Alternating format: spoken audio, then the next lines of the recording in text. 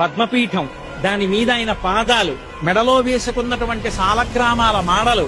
ఇలా ముందుకొచ్చినటువంటి వక్షస్థలం, శ్రీదేవి భూదేవి వాళ్ళకి చుట్టినటువంటి పుష్పాల మాలలు, మొలకి పెట్టుకున్నటువంటి నాగాభరణం,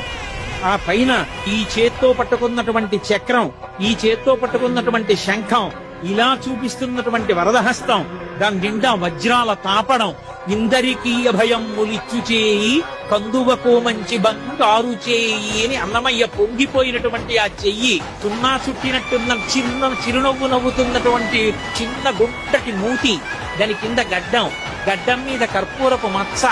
కళ్ళు ముక్కు కప్పుతూ పై వరకు పెట్టినటువంటి ఊర్ధ్వపుండ్రాలు, దాని మీద అంత పొడుగున వజ్రాలు తాపడం చేసినటువంటి కిరీటం, ఈ చేతి మించి అలా కిరీటం మించి ఇలా దిగినటువంటి పెద్ద తోమాల, ఆ స్వామి దివ్యమంగళ విగ్రహాన్ని పైనుంచి కిందకి, కింద నుంచి పైకి చూసి పరమ సంతోషాన్ని పొందాడు.